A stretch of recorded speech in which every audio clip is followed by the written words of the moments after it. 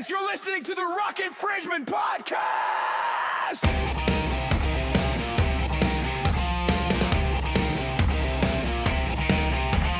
Joey and the crew, they're gonna get you through. Listen to someone else, 10 in the bin for you. Breaking down the week that was adrenaline spiking. Footy talking banter, no one's hiding. From betting advice, not always right. Crank it up, you're in for a footy-filled night. Let's go! Legends, welcome back to another episode of the Ruck Infringement Podcast, episode 141, The Show. What a crew we have today. Of course, my normal co-host, Dongle, he's in Germany at the moment, so he is not on. If you are watching the YouTube, you'll see that he is not here. But in his place, and in the place of Josh, the Saint, who has a knee injury, we have found the next best. And we're going to move them up to the A grade today. Let's start off with the SC Skipper. Skipper, how you been, mate? Good, mate. How are you? Mate, fantastic. Welcome to your Ruck Infringement debut. It's great to have you on. This is great. I'm making debuts left, right, and centre. Very, very good. Good friend of our show, good friend of mine, Peking Duck. How are you, Peck? Thanks for having me on, Ruck. I'm well. How is everybody? Very, very good. Pleasure to have you here. Of course, Thanks. Travis from the Purple Rain. How are you, Trav? They're going really well, especially after a good win on the weekend against those pesky Eels. Oh, the River Slugs. Hey, great win for your Melbourne Storm. And joining us, good friend of mine, good friend of the show, Steve Mascord. Steve, how are you? I just had to throw away the phone. Jason Costigan trying to ring me. I was waiting to hear what nickname you're going to give me, mate. Everyone else got a nickname. What nickname do you want, mate? It's not up to you to bestow upon yourself a nickname. It is up to others, and it's up to you to be offended. So Yes. I'll wait. very, Maybe by very- the end of the hour I'll have one. But no, we've had you on rugbyleague.com doing some round the ground. So the least I could do was return the favour. I'm not going to promise to be as good as you, but I'll stick around. I'll do my best. Mate, appreciate having you here. It is a pleasure. Without further ado, let's get into it. Now, if you are tuning in for the first time, you can follow us on Facebook, Instagram, TikTok, and X, of course, Spotify, Apple Podcasts, and YouTube as well. The Ruck Infringement Podcast, head over there, give us a like, subscribe, follow, leave a comment. Why not? Tell us who the sexiest panel member is, and we know it's SC Skipper. Leave a rate as well. Yeah. Let's get into it. Episode 141. You ever try to sort out your home loan and feel like you're defending your line for 80 minutes? Mate, I was getting peppered harder than a halfback in Origin. Then I called Beneficial Brokers. They stepped in like a fresh interchange forward. Fast, calm, and actually knew what they were doing, unlike my team in the last 10 minutes. They do the hard yards, you make the meters. Beneficial Brokers, turning financial chaos into a clean set of six. Beneficial brokers, let's build your future together. Beneficial brokers. We're going to start off with our Ruck Rapid Review from Magic Round. Now, what a weekend of footy it was. Magic Round, always special in the NRL. And we're going to go all the way back to Thursday night. We had the Women's State of Origin, New South Wales v Queensland. New South Wales getting it done in style as well and taking home the series. How good. The Blues winning that one 14-10. Queensland looked like they scored right at the end. It was no try. She went out. So good win there for the Blues. They take home the series already. It's already done and dusted, which is just crazy. We won't talk too much on it. I thought the Blues girls were pretty clinical in this. Jamie Chapman scoring the first try, of course. Keely Nizza, who was formerly Keely Davis, she scored as well, and Jessie Surges finished it off. And, of course, Rory Green and Jada Ferguson for the Queensland Maroons. But let's jump into some Magic Round of the NRL, and we go to Friday night footy. And now Friday night footy brought along probably when people looked at it, a bit of a snooze fest to start off. The Sharks and the Dogs. What is happening with the Doggies at the moment? Cronulla getting this done, 38-16. Skip, let's start off with you, mate. Cronulla, very hot and cold, but they get the win in here. Yeah, considering how poor they were the week before against the Rabbitohs, to come out and put on a performance like they're actual premiership contenders, I'm just still not sold on Cronulla as a whole. I still don't believe they can win the comp with their 1, 6, and 7. You could build a team around Brayley. I think that they're they're a bottom 8 team, fringe top 8 team. But yeah, look, it's really hard to get a gauge on them. They're going to come out and probably win 5 of the next 6 games through Origin, and everyone's going to talk about they're the hottest team in the comp, but they always perform when it's weak periods are there. So, yeah, look, yes, it was a good win. They played very good football, but at the same time, the Dogs were poor. Yeah, they were very poor. Steve, you've been in rugby league. You've been around rugby league for a long time. Is this the worst you've seen the Dogs in a while? I've been around the earth a long time compared to you guys. Yeah, I thought it was great that Magic Weekend started with the Bulldogs being made to disappear. They were just a non-event, really, weren't they? And they were. And I just think that what they did with Lachlan Galvin and Toby Sexton last year, it kind of betrayed their culture, really. And I think if you do that, if you look over you look over your partner's shoulder for the next sort of prettiest person in the room, then you sort of sacrifice your integrity. Like I see over here in Super League with Hull, John Cartwright's done a good job, but they were worried that Hull KR were going to get Steve McNamara, so they sacked Carty anyway. They're kind of like, and I just don't see how you build a solid culture and way forward with that sort of behaviour, that sort of integrity. It just leads to everybody looking after themselves. So, I think they need some, major surgery really there at the moment. They're a bit of a disaster, and I agree that Cronulla is kind of a mid-table team, really this year. So, Doggy's just fun, and I really like Cameron Serraldo, so it's not a criticism of him, but I just don't think that they're heading in the right direction, the Doggies. Yeah, I have to agree. Trav, Adam O'Brien probably wasn't the answer this year. Bit of trouble with him and the glass window, mate. Did you see that? Yeah, I did. Adam O'Brien's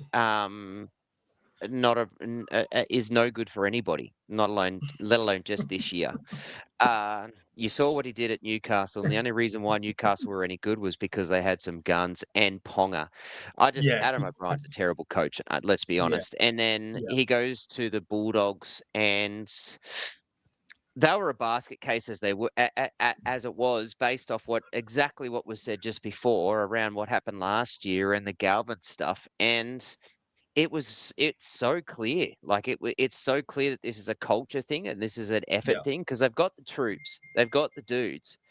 It's just that the effort and then also, I think Serraldo, as good as he is, I would happily have him as a coach in my own club. I think he's lost that locker room. They're just not playing for him. They're not playing the right way. They're not doing what the Bulldogs is. And the thing is, the last couple of years, what do we know about the Bulldogs? Why were the Bulldogs able to stay in games? Because they defended. Well, they're not doing that anymore now, and they didn't. And their attack hasn't improved that much. So, yeah, that to me is a massive culture problem. Yeah, definitely something going on. Peck, were you impressed with what you saw from Cronulla? I think so. Like Ronnie Mulitalo, shout out. It's always exciting when he comes back into the squad. So that was exciting. It was. I don't know why you guys called it a snooze fest. I was enjoying that actually. But no, Cronulla, yes, hot cold this season. We'll see what happens sort of in the rounds leading up to it. Somehow always finished top 4 in past seasons, which is still like nobody understands how. But not such a good start this year. We'll see how they end up. Yeah, absolutely. Let's jump into our second Friday night game, Magic. Hey, can I just say, can I just interrupt for a second? I just want to say, like, as far as Adam O'Brien punching the window, clearly the guy filming it was provoking him. So, I'm not sure that that's indicative of a bad character. I mean, at all, if you're being provoked by a guy. Oh, I missed that actually. And you respond by hitting a window, it's not a capital crime. And also, I've got to say, because people are going to say, well, you didn't speak up when someone said something. So that might happen a few times during this hour. I mean, I don't think you can be a bad coach and play in NRL and coach in NRL. So I don't know if he's actually within if he's within the NRL system or NRL standard. That's what I mean, standard. And he's maybe not at the top of that standard. Then maybe that's true. But I just kind of think there might be a few times in this hour where someone will say, well, you sat there and listened to that guy say that he's a bad coach and you didn't say anything. Well, I don't think Adam O'Brien's a bad coach. I don't know if he's a good NRL coach. His record indicates he's not, but I don't think he's a bad coach. Good shout. Yeah, I wonder if there's been good. any memes about O'Brien. I'm going to make one. Yeah, they'll probably do one. I don't mind that at all. All right, let's jump into our second Friday night game. It was the Bunnies against the Dolphins. Dolphins getting it done 32-10 here. Interesting game. A lot of people had the Bunnies coming into this one. I took the Finns in this. I thought they would be better. It's, of course, at Suncorp, even though it was a away game for them. Peck, Bunnies. Losing Latrell didn't help, but they just didn't look very good.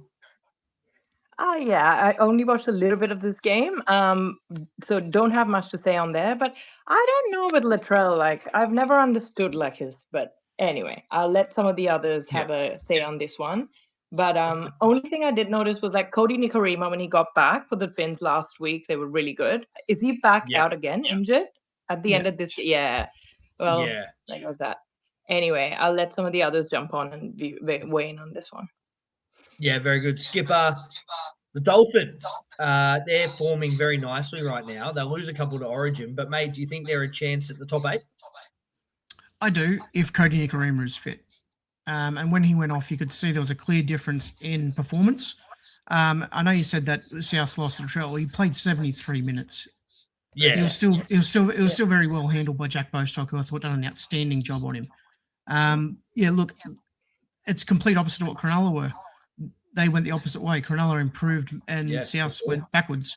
Look, the Dolphins are starting to hit their straps. I really think that Izzy Katoa is still yet to hit his straps this year. And I don't think bringing in Brad Schneider is going to improve him going through this without Cody Nikorima. But I do think that their forward pack is performing nicely. I think Fini Filiaki is going to be released to play against the Raiders this week because he's outside the 19, which is huge for them. So, look, I still think that they're a very good squad. Hamiso, like, he is just one of those an elegant gazelle when you watch him run. He doesn't look like he's going as fast as he is. He just does it so easily. And we compare him to, like, say, a Nico Hines, who at 80 plays like he's at 80%. And he looks slow. He plays at 80%, and he's still going as quick as what we think he is. Yeah, for sure. Trav, Jack Bostock, he's come back in absolute scintillating form. What do you make of his performance again? I thought it was fantastic. I found it really hard not to buy him in Supercoach, but which I know we're going to talk about later. But defensively, I thought he was really good. Latrell, as Skip said, Latrell played 73 minutes. He probably played 63 of those minutes looking like he was pretty good. And it wasn't until that back and hamstring or the legs kind of gave out to him in that last little bit, and then he went off. And I thought Bostock was, I thought he defended him really well. Latrell just didn't have any of the venom and the power that he's had in the first 10 weeks, which is why he's just been on a dominating streak. And I think Bostock got into him early. I think Bostock pushed him really far wide instead of, like, Latrell likes to get in sort of 10, 15 meters and then use that run off a decoy. And the boys pushed him right out. So he was getting the ball really wide or trying to get the ball through the middle, which is where Latrell Mitchell loses his venom. I thought it was great. I thought, to be fair, Bostock was good. I thought Herbie was exceptional. Like 11 tackle busts and a line break is just stupid numbers. Like, he's the guy. We're so privileged to be able to see what he can do. And Skip's right. Like, to be fair, at the start of the year, I had the Dolphins in my 8 comfortably. They're pretty lucky Fine didn't get picked for Origin, which I'm so surprised about, but we'll talk about that later. But Hammer, Cobbo, Plath, Flegler are all picked for Origin. So that is going to hurt them a little bit. So I hope they can limit a bit of damage over Origin, because I think come finals time, if they're healthy and Nick Arima's there, as Skip said, they're going to do some damage. They're going to be hard to beat because they can score like outstanding amounts. Yeah, for sure. Steve, Bunny's still in the top 5, still having a pretty good year. Just a down night, mate. What do you reckon? Well, I guess the big issue at the moment is, over Magic weekend was sort of the 6 of Gans and Cameron Munster bagging the way the game is being played and all that sort of stuff. So it seems like the Dolphins are pretty good at that, and they, now you can not have the ball for 5 or 10 minutes. And, the Dolphins seem to do that they just seem to have adapted really well to the way the game's played, at the moment. So that was a big factor, wasn't it? That's my thoughts. I like the Dolphins a lot. And I hope they have a good season. Herbie Farnworth, I thought, is now eligible for Queensland. Can someone? No, he just misses it. He just right. Oh, because he got here when he was 4. He got here when he got here. Not where I am, but he's from where I am. But where? So he got to Queensland at 14? Did he? Needed to be before 12 or 12. No, it's 13. It's 13. It's 13. Yeah, 13. he got here at 14 or something like that. Okay. I'll Google that while you continue talking. Okay. Just on He'd the be dangerous in a Queensland jersey. Just on the Bostock and Latrell Mitchell matchup. Latrell, he went off in the 73rd minute. I thought he started to underperform after Bostock stood him up and scored. You can see in the background he kind of stayed down like he was hurt after it. Like, obviously he's come off and he's been injured, but it looked like after a poor miss, he looked like that was a confidence thing, and that's when the injury has flared up. Like, I'm not saying anything that Latrell's faked an injury or anything along those lines, but after Jack Bostock stood him up and scored a good try, Latrell's confidence dipped. I don't think it helped that he came in with a bit of an injury as well. But, look, he's out again. Hopefully it's not too long. Hopefully he's back for the Blues game too. 17, Let's by the jump way. into 17. 17, there we go. Came over at 17. Beautiful. All right, let's jump into some Saturday footy. We've got the Manly Seagulls against the West Tigers. Manly getting it done, 46-18. Almost ruled the Tigers out of the comp for the second time this year. Let's start off with you, Trav. Trav, the poor Tigers, just injuries absolutely killing them at the moment. Well, yeah, I guess, but it's not an excuse. I don't think that, and I don't think it's a massive excuse. Like, Dewey was fantastic and one of the form players, but he's been out for most of his career and hasn't played consistently enough. So I'm not going to have that. Jock Madden come in, Terrell Mays come back, but Twal goes out this week. Like, every NRL club has injuries. I don't think they've got a massive list of them, and someone will and the Tigers fans, and they have been for the last 3 years, have been getting in and get stuck into me about it. But I'm not and Buller is a loss as well. But again, he's consistently with injury as well. So it's not like I'm just not using that as an excuse. What I am going to say is, on the back of this, Manly and freaking Kieran Foran are just on an absolute tear and are playing so well. And I don't think the Tigers looked bad, but the Tigers looked bad not because of injuries. The Tigers looked bad because Manly made them look bad. And we've got to give more credit to what Manly did. They were unfreaking real. Yeah, Manly were very good. Moved themselves into the top 4. Can you believe that? They're 4th now. Started the season down the bottom of the table. Lost their first 3 games under Seabold. And Fosball, from round 4 onwards, they have just been absolutely electric. Skip, Manly, Jason Saab, Kula were very good in this game. And, of course, Kula's now been rewarded with an Origin jumper. Manly can win the comp. Woo! Wow, big ball. Oh, Manly can God. win the comp. I'm a Penrith fan, and we've won 5 in a row, and we're not the form team of the comp. Yeah, the top 2 form teams of the comp is Manly and the Warriors, and they're the 2 teams I'm absolutely petrified of right now. Yeah. Yeah. And Manly are without a Dalian medal winner in Turbo. Yeah, Tommy Turbo. You know what I exactly. mean? And he's back up and running and everything like that. But I had my queries about Jamal Fogarty signing, and he was out, and Joey Walsh played like Jamal Fogarty. Mm. And Amoli Olakuatu, he's gone from averaging 97 meters a game to 198 Unreal. since Fosball's taken over. Unreal. And they are a genuine. They can score from 109 meters out. They could score from dead ball line to dead ball line. Like that's how good I think they are. And I'll add to that, Skip.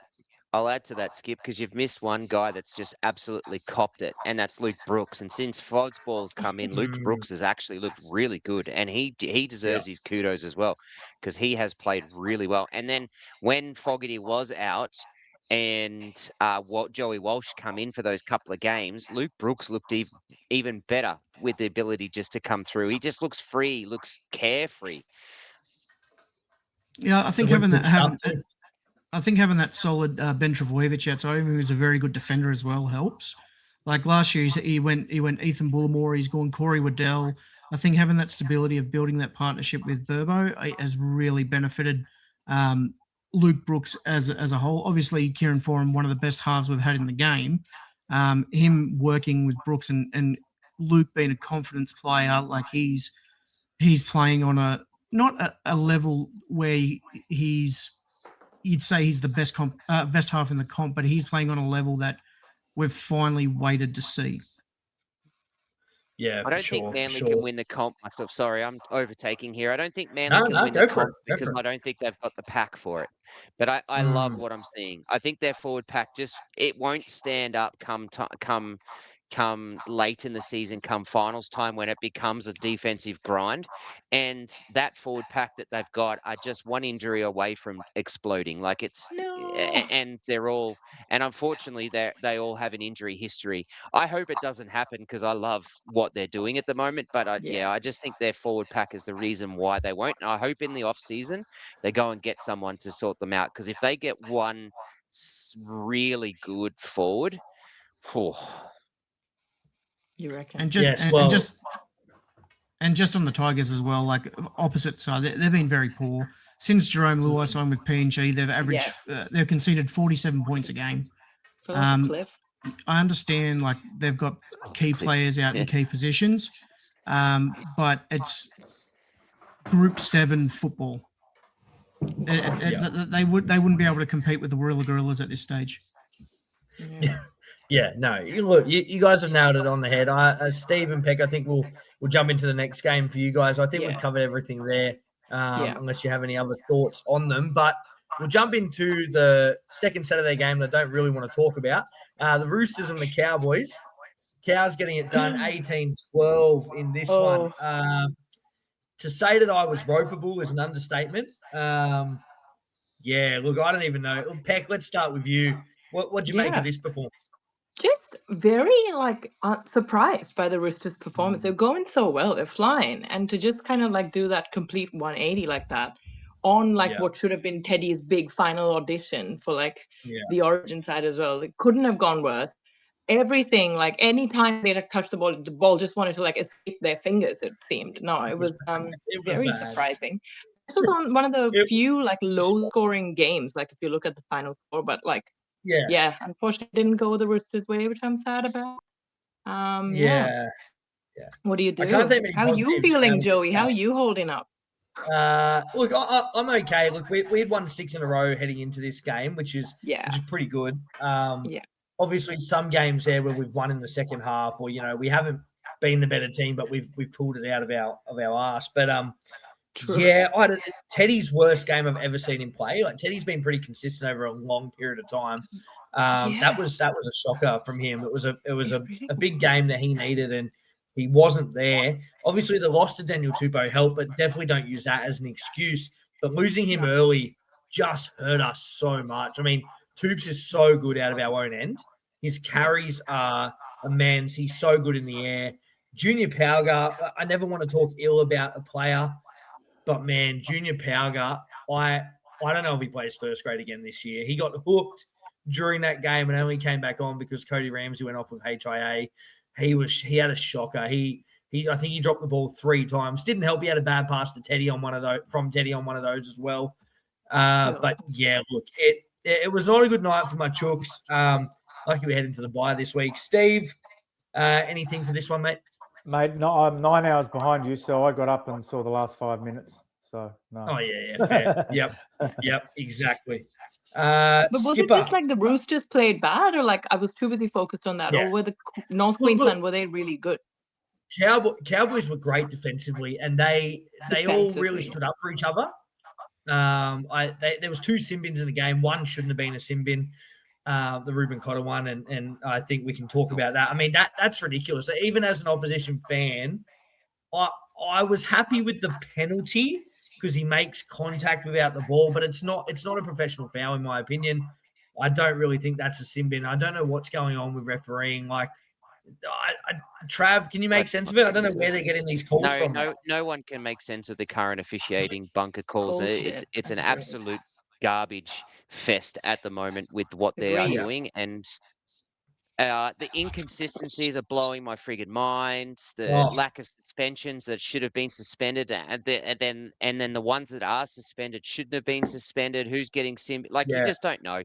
It's a minefield. And there was games this weekend that I was watching, and I watched the game before, and I'm like, the exact same thing, if not worse, happened. And then nothing happened. And then the next game, it was a completely different situation. It's just a shit fest at the moment with the way that they're officiating. And there are people out there, and Abdul and all that are just turning a blind eye and saying, oh, the game's the best place it's not. It is. The game's the best place it's been. And look, fans are engaged because social media has helped it, and things are much easier. But the actual product of the game is not anywhere near as good as what it was even 12 months ago. Yeah. Agreed. Yeah, for sure. Skip, I'll save you for the next game because I want Trav to get wound up as well for the next one. So we'll jump into our final Saturday game. It was Parramatta against the Melbourne Storm. Storm getting it done 34-8. Let's leave Trav till last. Skip, we'll start with you, mate. Parramatta, of course, your arch enemy, being a mad Penrith fan, just not good enough, mate. Not good enough. No, I thought they were good in patches. Like, I didn't get to see majority of the game. I thought this was probably sorry, Trav, the most I wasn't invested in a game over Magic Round. I just had no interest in watching it for the full 80. I don't know why, but it just wasn't a game that I thought I was going to get through, and I didn't. But yeah, before the game or during the game? Like from start to finish, it was the one game that I was probably like, while you're watching it. Yeah, but while I was watching it, I felt like I was drifting in and out more than anything. But look, Harry Grant's back in form. Cameron Munster's back in form. Jerome Hughes looks fit, and Suafa'alongo is the most exciting player in rugby league at the moment. So, look, they need to win. I think it was a couple of weeks ago they had to win 9 of their last 11 to make finals. So now they need to win 7 of 9. Possible. They've got the team to do it now that they're starting to click. But Origin is now that's their test now. Normally it's Penrith's test. This is Melbourne's test. Mm-hmm.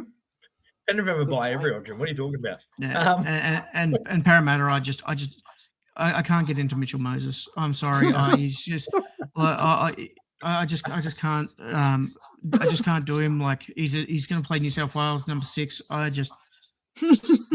He's just not a player that I have grown accustomed to like. Alongside your best mate, Nathan Cleary, mate. Yeah, well, I'll be watching number 7. I won't be watching what number 6 does. Wow. Peck, any thoughts on this game? Me? Any thoughts on this game, Peck? Oh, like it was good to see. Like Harry Grant was generally across the board one of the players I quite like. It's kind of weird, like he's getting right informed before Origin, which I'm not thrilled about, but good to see. Like just for the sake of Craig Bellamy, the fact that Melbourne are back in their winning way was good to see that. Yeah. Look, definitely. Poor old did you Kelly. catch any of this one, Steve? I think the games here are like 6 a.m. on and 8 a.m. on a Saturday, so I watch the second half. Good to see Melbourne. Good to see Melbourne bouncing back. Like I said, I thought the comments of Cameron Munster on ABC afterwards were really good about how, we were playing the victim because we didn't think it's football the way it's being played now, and we had to learn to adjust, and they have learned to adjust. I saw someone say they've adjusted by different tactics, which are not necessarily in the spirit of the game, but I think it's good to see Melbourne bounce back, particularly with what's happened to Craig Bellamy and the game. We need a strong franchise as a sport in Melbourne, so I'm glad they bounced back. Yeah, for I sure. will say All the right, last Trav. time Melbourne wore that white kit, that I think is where like their sort of losing spiral began. I could be wrong on this, don't quote me. So I saw them come out. I saw them run out in that, and I thought, oh God, here we go. This game's gone. But they held on. That was good to see. I love the superstition. It's great. Trav, no para fans here tonight for Trav, but mate, wind up. Let us know what you thought. Weren't we blessed to two absolute amazing games for a Saturday afternoon and Saturday night? Like that Roosters game had 18 errors just from their own team, and then fucking Parramatta and Storm had 16 errors each to total of 32 errors for the game. It was a shit fest. I'm a Storm fan, but it was ugly as, and I watched it. But look, that first half was abysmal, and one of the commentators comes through, and I couldn't remember who it was. I think it was Vossi, and even Vossi, no, Ennis goes with about 3 minutes to go, going, Jesus, these two teams need to get into the sheds for halftime because this is bad. Like it was such a bad game, but we blew them off the park in the second half because we're a much better team. Para's errors were just abysmal. The way when it was like first and second tackles, which gave us so much momentum.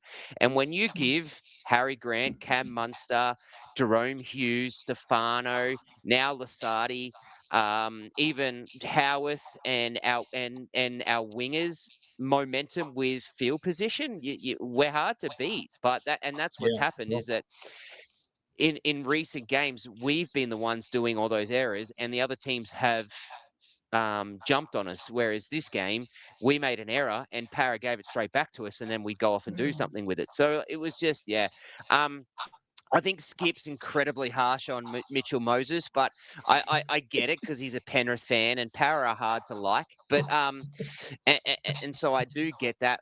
I actually like Moses. I thought he did everything he could. The one thing I don't like about Mitchell Moses is that he's just constantly whinging. Constantly, and it's not just a simple talk, like it's blowing up, and it's just bullshit. And I got really frustrated on the weekend because Lehigh Hopewadi's just been suspended for a week for touching the ref, and Mitchell Moses does it all game, every single game.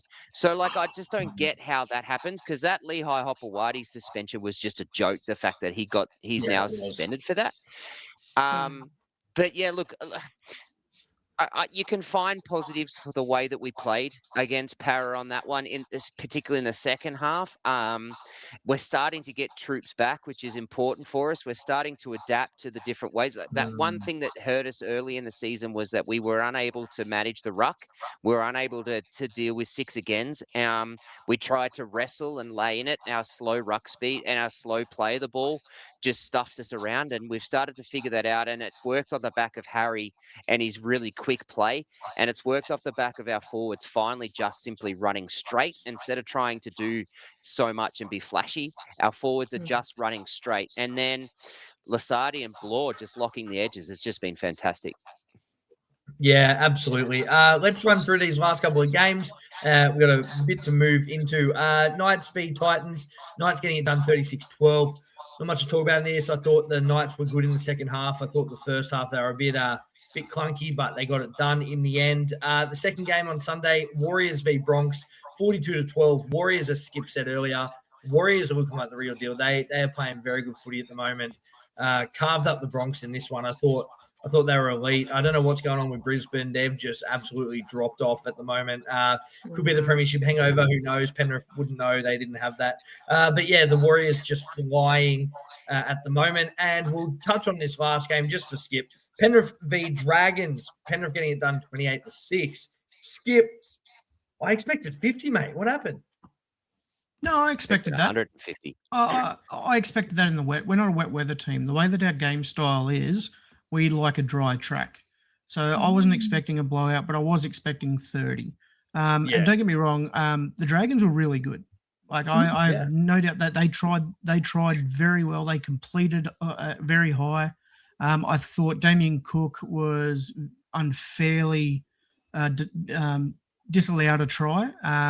I understand the rules are that Brian had his hands around it, and that's possession. 250th as well. But it was almost as simultaneous as what Ruben Cotter's was with in the sin bin. So I just said wanted, he had possession.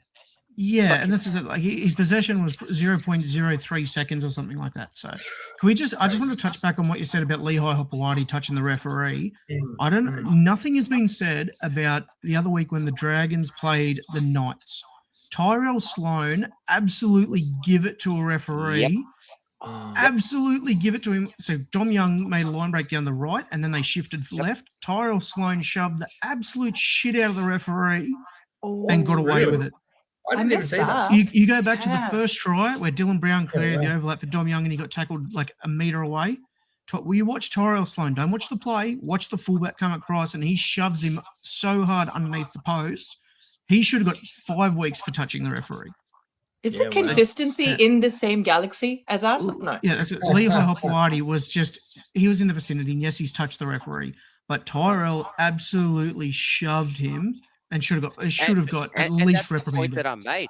And that's the point I'm making, Skip, is that how often does Mitchell Moses go up and put his hand on the back of the guy or whatever, and everyone goes, it's nothing. He does that. He's always at the referee's jersey.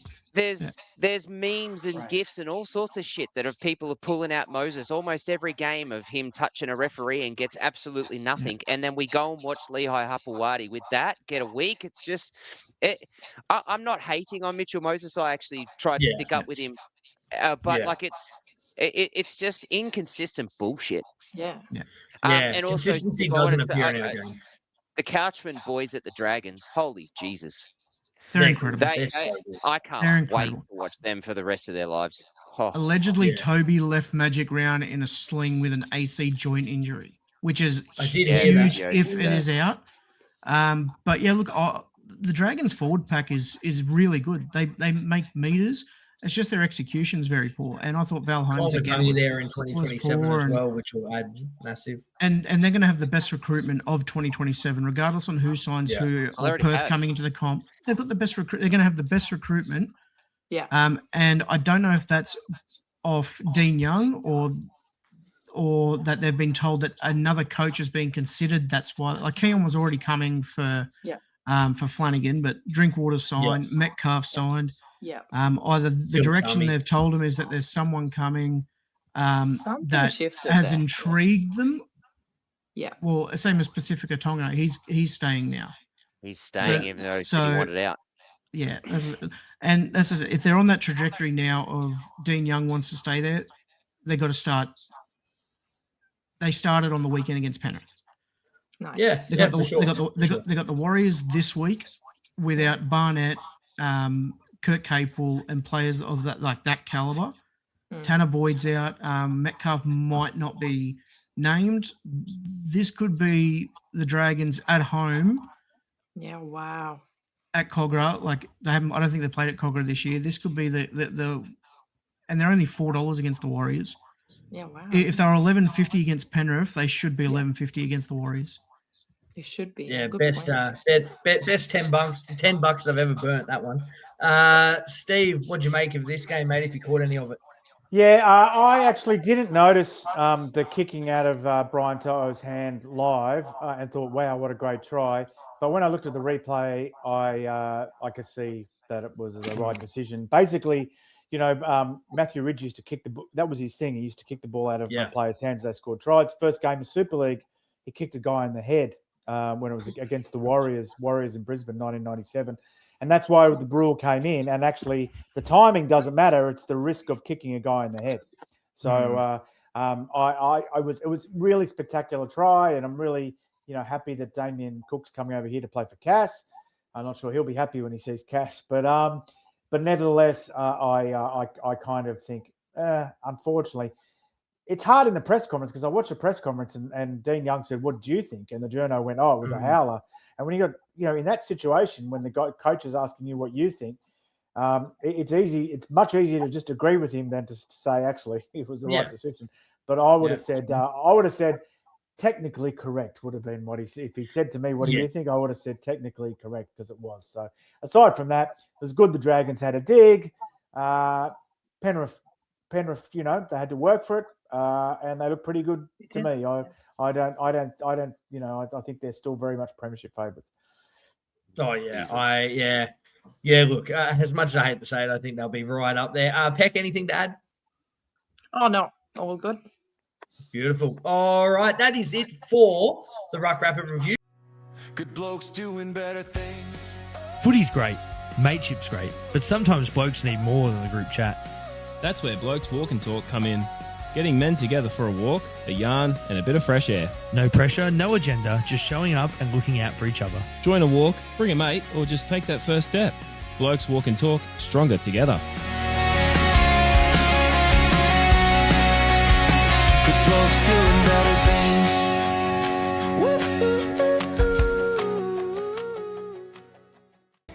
I walked into the corner post the other day, and I nearly got sin bin for excitement. Fair, they've got more gear than a pre-season kit drop. Jerseys, merch, balls, everything except a manual on how to fix my team's defence. No store's that magical, mate. But if you want to look like a pro, even if you play like a park footy reserve, Corner Post has you sorted. The corner post. Get in there and gear up. Let's move into some dynamos and dungs. Big hits, brain fades, magic and muck. Some play sword and some just sucked. From top shelf moves to absolute flunks, it's time to break down. Dynamos and dungs. Dynamos and dungs. Dynamos and dungs. Dynamos and dungs. All right, dynamos and dungs for another week. Best and worst player of the round, or it can be a team that we thought just didn't live up to the hype. Trav, let's start off with you. Who was your dynamo and dung for round 11? I'm sorry, I'm going to go 3. So I'm going to go best team, worst team, best performance. Best team was the Wars. They just dominated the Broncos. And there was a couple of moments where I thought the Broncos might start to come back and put a couple of things. They got a bit of a run, and then the Wars just turned it around with just some great. Boyd going out too didn't hurt, and that was early as well. It's just they're showing depth. Skip, you said about Capewell. I'm dumbfounded that he got picked for bloody Origin. I can't believe it. But I don't think he's a big loss for the Wars. I think they'll replace him very, very easily. They were just fantastic. And when you have the ability not to play Leka Halasima for 80 minutes consistently, you're in a pretty good freaking position in your pack. Worst performance of the round was the Eels. They were ugly. That was so ugly. That was just, to me, there was just nothing that they showed as any real positives. Every time that there was a positive, they let themselves down. There was moments that the Storm tried to let them get back into the game or win the game, and they were their own worst enemy again. Like they just, to me, it was that was by far the worst performance of the round. And I'm going to give best player of the round. So I went, this is what I mean by 3. Ola Kawatu was a freaking monster. He was a freaking monster. 262 meters, I think it was off the top of my head. I think he had a stupid 8 tackle busts, 3 line breaks, a try and a try assist. Like that's just off 17 hit ups. That's your edge back rower. Dude that's just about to play Origin. Like, man, that was just a huge performance by him. Yeah, he was massive. Peck, do you have a dynamo and dung for us for Magic Round? I've got a dynamo, but it's not teams or players. Can I shout out the Waz fan base and all the videos coming down sort of that famous street, the supporter base? That was quite cool to see. And I saw some content creators going around interviewing, saying who's the worst fan base, and people started saying Waz a lot, and I thought it doesn't track. Based on what I saw, so I'm giving like my dynamos to the Waz Love fan it. base. Love Showed it. up Magic base, Good Magic call. round. Dungs, I haven't got any for you. I'm just gonna keep it nice and positive. My first. I love my it. I debut. love that. We're not usually nice and positive, so we enjoy that. It's a bit of fresh air. Skip, Dynamo and Dung, who you got for us? Mate, I've got a 3-way tie for my Dynamo, and they're all underrated for their team. Wow. I've got Aaron Clark for the Warriors. I thought was Ooh, very outstanding for the Warriors. I thought Ronald Mulatalo coming back for the Sharks brought a lot of energy, Yeah. and it made it look like they were a different team. He brought the energy. And Sam McIntyre from the Cowboys was defensively outstanding on that left edge for the Cowboys that I thought was just absolutely incredible. And he deserves all the raps in the world over the weekend as one of the best players of the weekend. My Dungs probably from the same team, Ezra Mam and Pat Carrigan. I thought they were both pretty poor for what they needed to perform heading into Origin and everything, but there was just ill discipline. And Ezra Mam, I think at one point had 2 runs for 18 meters, and he's a ball runner. Like you shouldn't have to rely on Adam Reynolds' 2 bad hamstrings to run over 150 meters. Like Ezra Mam, So I just thought from Premiership, the last year's premiers, they needed players to stand up, and Ezra was close to one of the best on ground in the grand final. And I just felt like both those boys let their teams down with I don't know if they got overawed by the occasion. The Warriors were outstanding, but I thought they deserved to at least stand up in front of a home crowd. Great shout, Skip. Awesome. Yeah, choice. very good shout. Steve, do you have a Dynamo and Dung for us for round 11? No, I've got one from over here. Yusuf Aiden yesterday dumping Calabatkins on his head, ragdolling him and dumping him on his head was the ugliest tackle I've seen in a few years. And he obviously got sent off. So that was that. That's it. That's all I got for you. Yeah, beautiful. My Dynamo boys for this week, hard to go past Oluwatu, as Trav said before. I thought Manly were very, very good this week. Very impressed with what I'm seeing from them. Fosball, absolutely elite at the moment. And, I'm a big fan of what Kieran's doing over there. And I thought Oluwatu was great. Dung, I'm my team's harshest critic. It's the Roosters for me. Yeah, I thought this was a game fair. they probably should have won. They should have played a lot better than what they did. There's no excuses for this. It doesn't matter if your winger goes off. You have more players on the field. That's the point of a 6-man bench. I just thought the Chooks were poor. I think it's just a bit of wear and tear over the past 6 weeks, but they'll come good. My All Floors were getting stepped on more than a halfback in a rivalry game. So you called Dream Flooring Penrith, didn't you? Mate, they laid floors smoother than a fullback slicing through a lazy defender. And tougher than a Panthers forward pack in September. If your floors look like they've survived a season of Origin, Dream Flooring Penrith will fix that. No knock-ons, no dramas.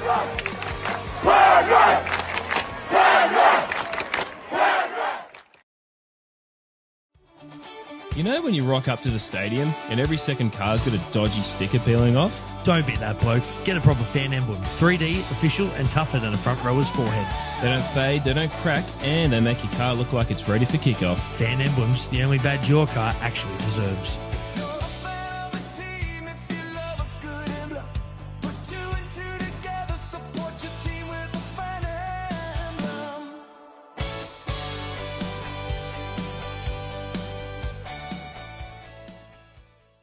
All right, it's time for Dongle's Distinction.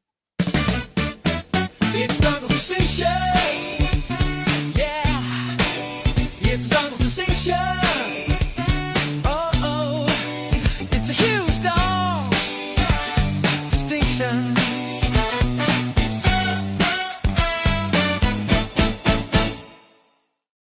Now, there's no Dongle here this week, so I'm going to quickly give our 3, 2, 1s for this week. What I thought, who was the best, who was second, who was 1 point. We'll give a couple of honourable mentions. Now, 3, we've mentioned him before. I'm giving it to Oluwatu. He had a great week. I think he gets our 3 points this week. For 2, one that people might not have, but Dom Young. for the Knights. Yeah. Scored a hat-trick in this Yeah. game. Thought he was very, very good for Newcastle. He's been good since he returned there. So I thought he's deserving of 2 points. One is a tough one. I'm actually giving it to a player in a losing team, and it's a player Skip mentioned briefly, but it's Toby Couchman. I thought he was really, really good defensively against Penrith. I know they got flogged in this game, but I still thought he was very, very good. So I'm giving him our 1 point. Some honorable mentions. There's been heaps this week. Ryan Couchman was great. I thought Nico was really good for the Sharks. Ronnie Mulatalo, as we spoke on as well, for Storm. Half their squad was good. I thought Jack Howard was really impressive for me this week. So he's a big honorable mention. But yeah, they're just a few for our week. Dongle will be back next week with his Dongle's distinction. So you finally called Fraser Electrical. Yep, they sorted it quicker than the bunker backflips on a decision. Fraser Electrical, reliable sparkies, keeping your home powered, even when your team isn't.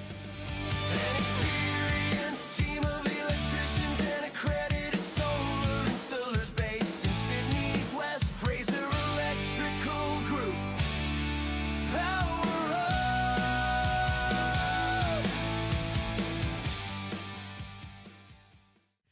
I rocked up to the game last week. My team got pumped by 40. Only good thing was the Good Folk brew in my hand. Yeah, you were spiralling harder than a halfback on tackle 5. But Good Folk Brewing Co. brought me back. Proper beer for proper footy folk. Grab a pack, legends. It won't fix your team, but it'll make the pain smoother. Serving up fresh beer, New York style pizza, cocktails, wine, and good times. Good folk!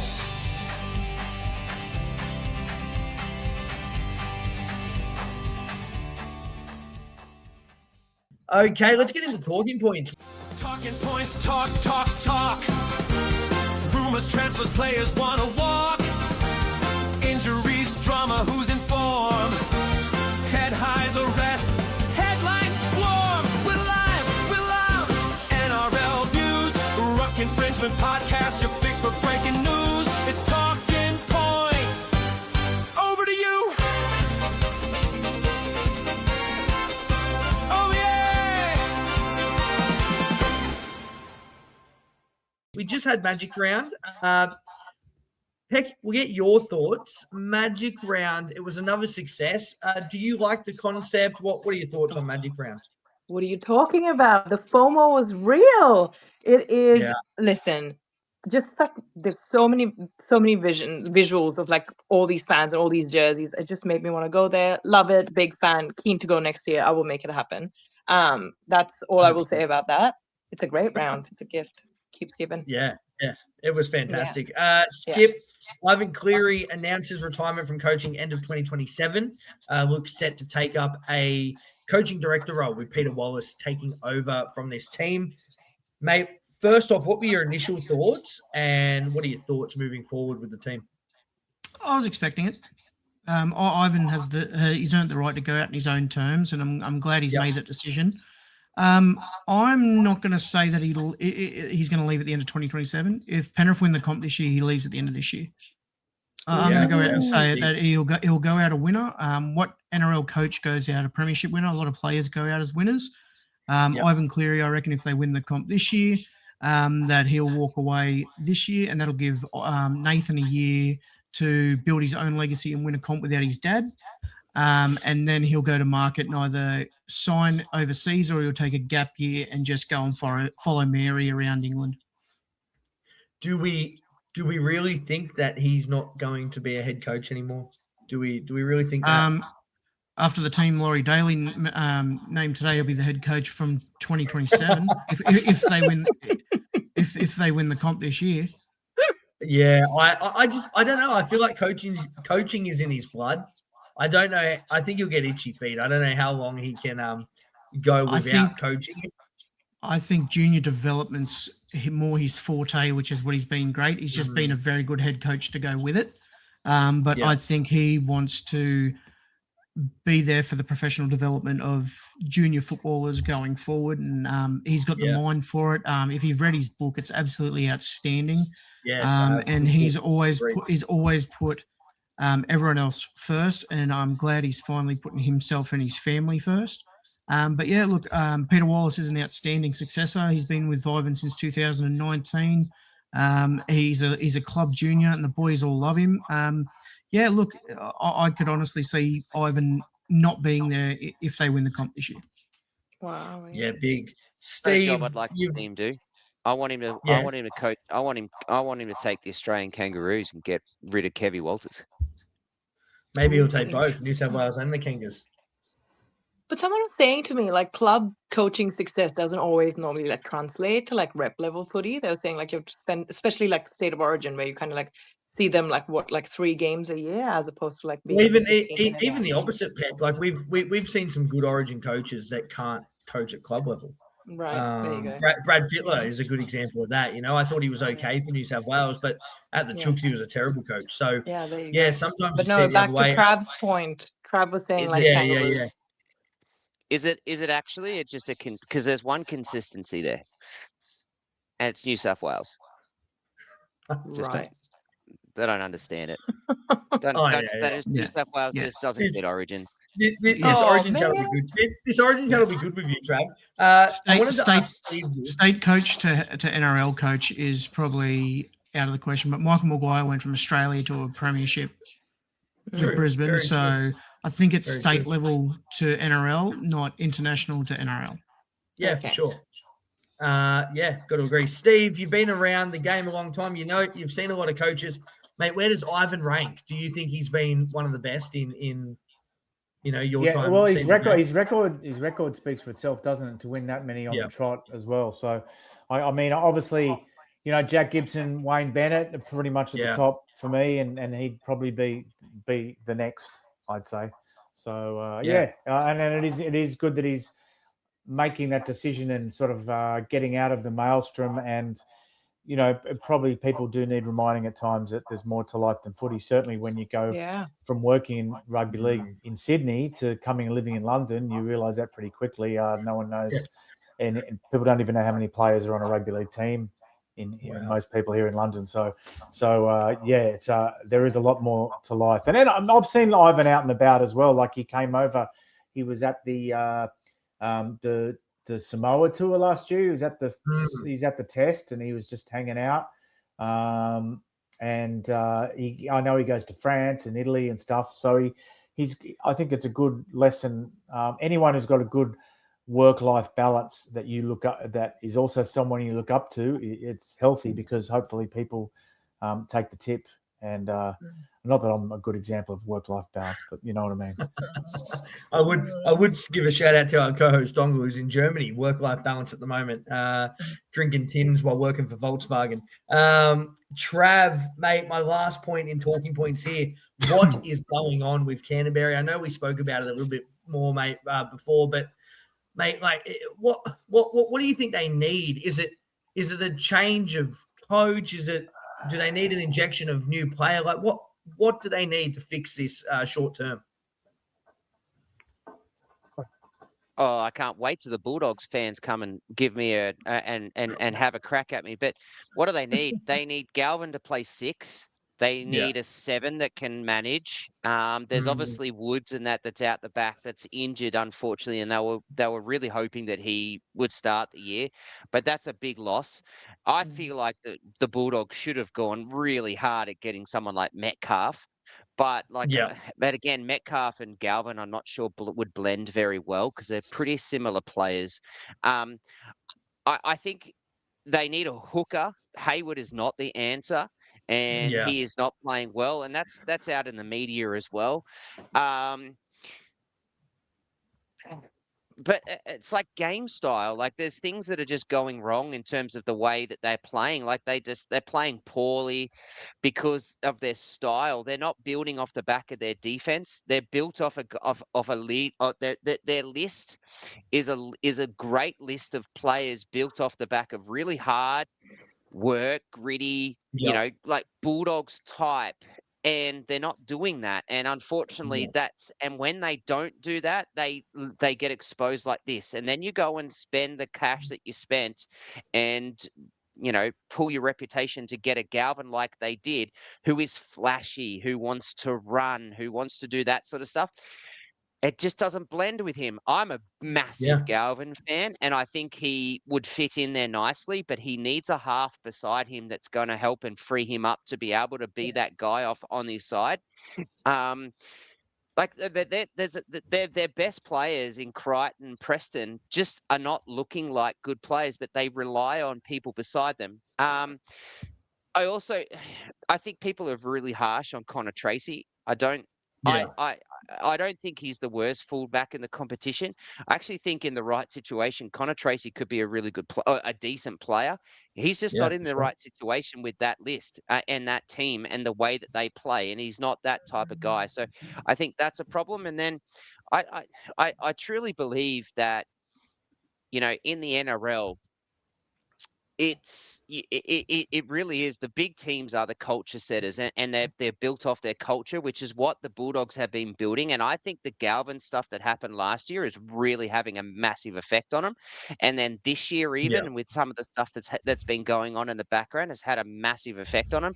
And remember that 2 years ago, like even Addo Carr had that issue going into their first finals game, and that there's a roll-on effect of all of these little bits and pieces that happen that really affect culture, and that unfortunately is just getting them. And then they go and get Adam O'Brien, and he's a good dude. He probably is, and like I have met him actually, and I know, and I get it, but he's not that type of coach, and he wasn't the type of coach to fit into what they need. And unfortunately, they've gone a hell of a lot further backwards for a team that I had it predicted in my top 4.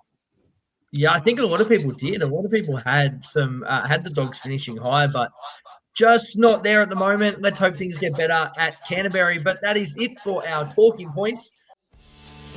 Mate, I tried Hoodlum's barbecue rubs on my ribs the other night. Flavour hit me like a front rower with bad intentions. Legal in the kitchen, illegal in the field. Smoky, spicy, and turns even my dodgy cooking into first-grade quality. Hoodlum's barbecue, rubs so good you'll think you've made the finals.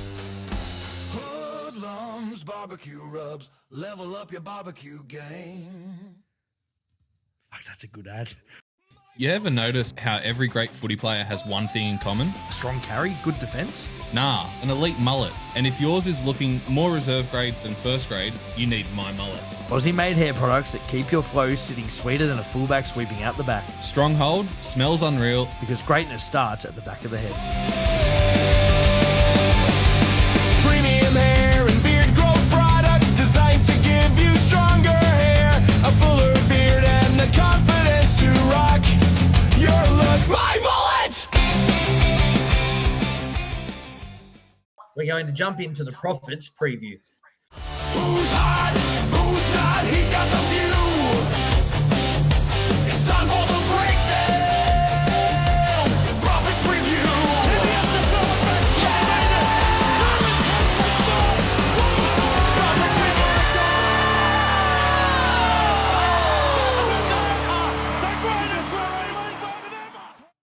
All right, time for the Profits preview. Only 4 games to talk about this week. Of course, it is, 5 games, I should say. It is round 12. It's bye round this week for a lot of teams. Let's start off with Thursday night footy. What we'll do, if you're tuning in for the first time, we'll go through who we think is going to win, give a margin. If you want to give a couple of try scorers, you can. You don't have to. Let's start off Thursday night. We've got the Raiders taking on the Dolphins. GAO Stadium in Canberra, $1.94 for the Raiders, $1.90 for the Dolphins. Trav, who you got? I really want to pick the Dolphins, but I can't with the outs that they've got. But then I look at the Raiders and go, oh, they're missing Young and Strange, who got picked for Origin too. So, man, this game really is a flip of the coin. I'm going to go Raiders because it's at home. The Dolphins enjoying the sunny Queensland now get to go down to where it's basically snowing in Canberra and deal with that. And then at any time try scorer I've got is Herbie's going to score a try, 100%. Mate, 3 things in life are certain: death, taxes, and Herbie getting the try every day of the week. Skip, who you got in this game? I think the Dolphins win pretty convincingly, actually. Trey Fuller comes in at fullback, and he's an excitement machine. Izzy Katoa's still there. They're going to get Fini Fuiaki back. Look, the Raiders, they won a couple of weeks ago without Hudson Young and Ethan Strange, and that was where Ko Weeks played 6, and probably it was his best game of the season. Dane Laurie come in at fullback. could see that happening again this week. I would have loved this game at Magic Round, both full strength. Because I like you said, I kind of like got missed with my thoughts with Magic Round. I thought that the event itself is outstanding. The quality of games were poor this year. Yeah, I think going forward, I'd love Magic Round to be intertwined with Rivalry Round. I think that would just make a great spectacle, and having your Penrith v Parramatta, your Cowboys v Broncos, Melbourne, Canberra. But look, I just think that this game just gone would have been probably game of Magic Round, and now we get it a week later where it's probably the least anticipated game to watch over the weekend. Skip, I think that's an interesting point. I'm really sorry, Joss, but if you actually think back to the start of the year when Magic Round matchups were going, you would not have said that this round was going to be such a slinger like it was. Like Sharks, Bulldogs, Rabbits, Dolphins, Roosters, Cowboys, Eels, Storm, Wars, Broncos. Like you're sitting there going for all of those games going, oh man, they are going to be absolute bananas games, and we were all excited about it, and it didn't eventuate because I think there's a lot more to it than that. But yeah, I don't know. Like I love the idea of a rivalry round, but I also want rivalry round for those like those teams have those rivalries. They have them in front of their crowds. Like that's what I think that rivalry is, and they intertwine that each home and away kind of thing. But isn't that the same with State of Origin? Isn't that meant to be between New South Wales and Queensland, not Perth and Auckland? But that's only one. But that's one neutral game. So you got one home, one away, and one neutral. Yeah, but at the same time, like it's only going to be most of these teams only play each other once, and when Penrith play Parramatta at Combank, it's a neutral ground anyway. So I understand where you're coming from, but look, I just. That's neutral because they're doing a stadium renovation, so that's on quality of what we've seen the last month. I thought that once we got closer to Magic Round, that the quality of football was going to be poor. I forgot who you tipped, Skip. Who'd you tip in this game? I tipped the Raiders. I tipped the Dolphins. Sorry, that's convincingly even too. You got confused. Yeah. We're going to go over a little bit over an hour, guys. Steve, who do you think wins this one, Raiders or Finns? Guys, I have to go, so I'm going to give you my tips and say a couple of things, okay? So, Skip changed my mind. Dolphins by 10. Melbourne by 12. Warriors by 16. Manly very comfortably at Brookie. Manly by 18, and North Queensland by 10. Okay. And the other thing I want to say is that as a guy who grew up in the 80s and watched Ray Price and Steve Mortimer and all these guys, the hour I've spent with you has been really enlightening because I've seen how much fandom has changed. When I was a kid, we were like, Joey Thomas makes lots of tackles. That was the depth of our analysis, and the extent to which stats have just gone into have become such a huge part of fandom. Also betting, I've got no interest in betting. I've got no interest in Supercoach at all. Zero interest. But you guys are just so knowledgeable in terms of the game and the tactics and all that sort of stuff. So I found that really, really interesting. And also as far as the show going over an hour, the reason why this helps me is because I program the show on rugbyleague.com every Friday. And if it goes over an hour, that's more editing for me. So the sooner I get out of here, the shorter the show. But we've got rugbyleague.com is a 24-hour rugby league station. It's like being a teenager again, being able to do that sort of thing. We actually have rights. We have Super League rights. We go to grounds and call games. And it starts on Thursday and finishes Sunday night every week, and we move over to a rock thing during the week. So it's great to have Josiah and you guys on the show, and we love to have all of you more involved in the station for the 4 days a week if you can find time to do anything. And that's it. Thank you so much. It's been an eye-opening hour. Thank you. But I really got to move on. Thank you. Nice to meet you, Steve. We appreciate it. Bye. Thank you. Bye. We keep saying we're going to talk footy tactics, but really we just want an excuse to go to Riverside Bar and Dining. Mate, with that food and that view, I'd pretend to analyse set plays all night. Perfect for pre-game, post-game, or avoiding responsibilities. Riverside Bar and Dining, where even your worst footy sound classy.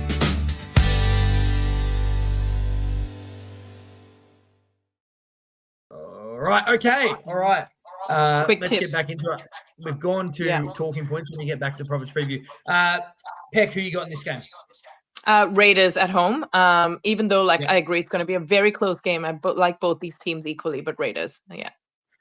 I've got Raiders as well, guys. Wow. I think the outs of the Dolphins. It's hard because Hudson Young is pretty much the Raiders. But I just think the outs of the Dolphins will be too much for them. I'm going to back the Raiders in this one. In a tight one, I'm going to say Raiders by 8 in this game. If I'm throwing in some try scorers, let's go Seb Chris to score and Herbie Farnworth as well. All right, our second game, the Doggies taking on Trav's Melbourne Storm. Now, the Dogs, favourites in this game, $1.84. Melbourne Storm, $2. Trav, this has to be comical, mate. Who are you taking?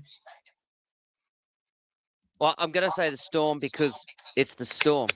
And I do a podcast for the Storm and I create content for them. And yes, off we go. But I've got the Storm, but I'm not convinced with Harry out, with Munster out, with even Trent out as well.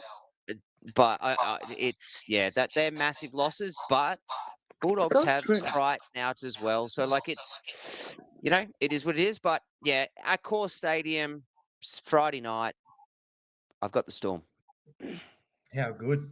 Peck, who you got? Storm, because I like them more than I'd ever like Canterbury. Go the Storm. Yeah. Oh, I love it. Skip, who you got? Yeah, I like Melbourne. I like Jerome Hughes and Saul Farlongo. I think that that alone could expose the Dogs. Yeah. To be fair, I think Harry Grant's. Oh, sorry, Joss. You're going Storm too. To be fair, and just some quick things. To be Satrick will come in to replace Grant, which there's massive raps about this guy as being one of the best hookers that is sitting in the background. And there's some talk around Talau going in to replace Munster, which is what we bought him for. So that I don't mind that pick as well, which coincides nicely with Hughes. And look, Trent can I like Trent, but Trent can be replaced. So that's not a big loss. Yeah, absolutely. Melbourne for me, I think what I've seen over the past few weeks that they are building, I know they got some big losses, but I just can't tip the Dogs. I can't tip them at the moment. They're not showing me anything that gives me any sense to tip them at all. But this will be the week that they win. You watch. But I'll go Melbourne in this one. Let's jump into a Saturday game. The Dargans taking on the Wars. Dargans at $4.60. Wars at $1.20. Peck, let's start off with you this time. Who are you taking in this game? Oh, man. I don't even know. How can I tip the Dragons? No, I'm going Wars. Skip. I'm going the Warriors, but I wouldn't be surprised if the Dragons won. Yeah, wow. Yeah, big. Trav. I wouldn't be surprised if the Dragons get anywhere near the Warriors. The Warriors are going to. This game is just going to be a meltdown. Even with a couple of these guys out, the Warriors are just so far and above better than what they are. Yeah, for sure. Wars for me too. I can't. Again, the Dragons for me is same as the Dogs at the moment. I can't tip them until they show me something. Until they show me that they can compete, I can't. I just can't tip them. I'm going to go the Wars in this game. All right. And our final game, our Sunday Arvo game, I'm getting this all wrong. Our Saturday night game, 7:30, Seagulls against the Titans, 4 Pines Park in Sydney. Manly at $1.24, Titans, $4.10. We call them the tits on this show, tits and the CX. I don't know how you would say that one. But let's go with Skipper. Who you got, mate? Oh, Fosball comfortably. Yeah. Peck? Unrelenting force that is the Fosball is going to go well again. Manly, convincingly. Trav? Load up on Manly to win this game convincingly. You know what's funny is that Manly are paying $1.24 and the Wards are paying $1.20. Yeah. That's it. That's blowing my mind that there's a difference there. I think Manly should be almost like $1.01 with the way the Titans are, with the loss of Tino, and And their Jojo. whole lifeblood. Then and Jojo for feeder as well, and it's at Brookie on a Saturday night. Man, Oh, there load you up go. on Manly. Enough said. Fortress. Yeah, Rules out. I've got to go Manly too. I don't think, I just can't go past him. I thought Saab was great last week. He'll still be there. Garrick's been really good the past few weeks. He'll be there. Yes, I he think has. Manly win this Is comfortably. Hopewadi the only out for Manly? Yeah. And Olakau'atu as well. for Kula and Origin. Olakau'atu. Yeah. Okay. Yeah, but I think they'll still get it. yeah, I mean, Fogarty's still there. Like they've still got majority of their spine anyway. Let's finish off with the Cowboys against the Rabbitohs Sunday afternoon, Queensland Country Bank Arena in Townsville. Skip, who wins this game? I like the Cowboys. I think Drinkwater and Clifford will get them home, and I know they've got a few players out, but I like the Cowboys. Yeah, very nice. Trav? Yeah, the Cowboys, I think, easy, unfortunately. Just Latrell out this weekend with Colo going to Origin. I'm not convinced on the Rabbits. Yeah. Same for me. Beck? I'm gonna have to agree. Yeah. Yeah. North Queensland. Cows. Yeah. I'm going the Cows only because I'm a Roosters fan and hate South Sydney. So I'll go the Cows in this one. Cows to win by plenty. Let's go Cows by 20 plus. Wow. Is it all been unanimous? Have we all agreed on every single tip? Yeah, I think so. Yeah, it's that sort of. No, week. I There's only think 5 games. Skipper's gone Dolphins when we all said the other one. But other than that, it's Trav been wins unanimous. Dolphins too. Nice work. Okay. Wow. Yeah. So I think that's the only real difference this week is the first game. But look, that's it for the Profits preview for another week. Remember, we're not all experts, only Peck is. So if she gets them wrong, you can go with her, but not the rest of us. Hey man, you're filthy. Every team's got that one bloke who does the hard carries. And in the bathroom, that bloke is Hench Soaps Australia, the soap that takes you from dusty to deadly in one shower. Aussie made, tough on sweat, gentle on skin. Hit the shower, Hinge soap. Hit the shower, Hinge soap. No soap on a rope. Don't smell like a dope. Hinge soap. If your soap isn't Hench, you're basically dropping the ball on the first tackle. All right, let's jump into Dongle's Dollar. Cash. It's Dongle's dollar. It's Dongle's dollar. There's no cash here. Here, there's no cash, right? Cash, no. It's Dongle's dollar. No cash. It's Dongle's dollar. Now, usually Dongle brings us a bet every week. Every Monday night, he has issues trying to get the sports bet apps to work. So I have some prepared for him tonight. Look, we're not going to be going too player heavy. It's probably just teams this week. So we're loading up on some head-to-head. So we're going to go a bit of point of difference in this one. So we're going to go Canberra to win head-to-head. We're going to go Canterbury to cover the line Melbourne to cover the line at plus 186. We're going to go into the Warriors to win head-to-head at $1.20 because we have to. Gold Coast to cover the line plus 12.5, so they'll lose by more than that easy. And then finally, our final one is the Cowboys to win at $1.69 head-to-head. So it's a 5-leg multi. If you do put that on, it is $13.69. Throw a nice 10 on that, get 130 back return. Remember, gamble responsibly. And, of course, if you need help, call 1-800-858-858 or go to gamblinghelp.online.org.au. But until next time, Dongle will bring that back next week, bigger and better than ever. All right, it's what we've all been waiting for. It's time for some Origin chat. Okay, now, both teams were named today. So, obviously, Trav, you're a Queenslander, aren't you? I am, very much so. He is beautiful. Well, what we'll do, we might start off with the Queensland side. We'll go through. We'll get your thoughts on it, mate. So, Oh my God, here we go. All right. The Queensland That's me. side I'm out. as named Bye. today. Goodbye. Here See is you, Peck. Caleb Palmer at Just fullback. don't get On it. the wing. On the wings, we got Selwyn Gobbo and Jojo Fafita. In the centres, Rob Toya and Hamiso Tabuai-Fidow. In the halves are Cameron Munster and new debutant halfback Sammy Walker. In the front row, Thomas Flegler, Harry Grant at 9, and Tino Fasul Malawi on the other front row spot. In the second row, we've got Ruben Cotter and Kurt Capel, and at 13, Max Plath. On their bench is Britton Nicorai, Lindsay Collins, Patrick Carrigan, Trent Liera, Ezra Mam, and Germat Shibasaki. Trav, thoughts on the team, mate? I hate it. Now, Billy Slater is my man. He is the god of my life. He's my favorite player of all time. And we know that he, in the past has made some big calls and it has worked out and we've gone and won series from it. But I don't like these teams. I will admit I'll go with I like the pick of Sam Walker going in for the 7. I think that's a great pick, and I'm really glad that that's what they did with a halfback. We really needed to get a playmaking, game-managing halfback with a really good boot. So I'm really happy about that one. Look, I think Clifford deserved a spot, but I just don't think Clifford and him just matched or blended quite well. But let's just see what happens. But I think Sam Walker there. I hate the pick of Jojo Fafita. I hate the pick of Hamaso in the centers. I hate Thomas Flegler in the forwards. I don't like Kurt Capewell getting picked. I don't like Britton Nicker at 14. I hate Trent Lirio getting picked. I can't believe Ezra Mam got picked, and I just don't get why Shibasaki's got picked as the 19. Not because I don't think these guys are good players. They don't have form, and I'm so big on picking players in form.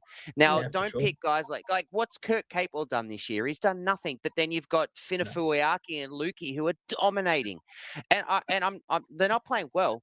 They're fucking dominating. I'm sorry to swear, but they are playing so well. How are they not being named? And then like that at Nicorai, what he does, he's struggled to even get minutes in his own team, and he's been put at 14.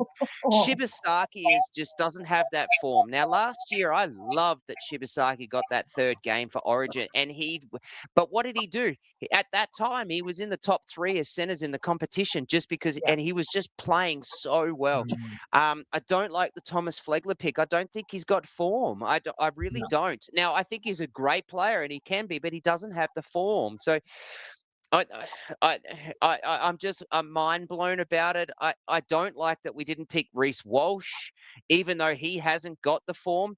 But unfortunately, the difference between Reece Walsh and everyone else is that he might not have the form this year, but he freaking blew the league up last year and won a premiership, and then went and did pretty well for Australia. So he has form recently. So he should, to me, that's your 14. Like Carrigan named at 17. Like, why? Like, I do like Plath being put on the team, but I don't think he's a 13. I think he should have been put to the interchange. And to be honest, where's Max Plath been playing all year? 9. Okay.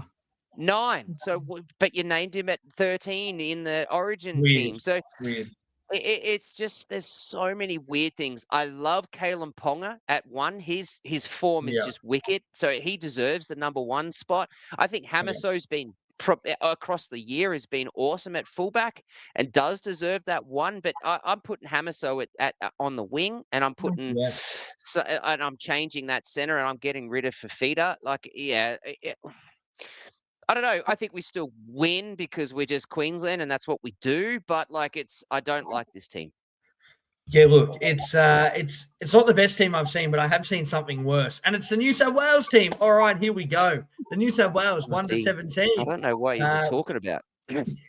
James Tedesco named at fullback. On the wings, Brian To'o and Tolo Kula. In the centre, Stephen Crichton and Katoni Staggs. The halves, Mitch Moses and Nathan Cleary speaks for themselves.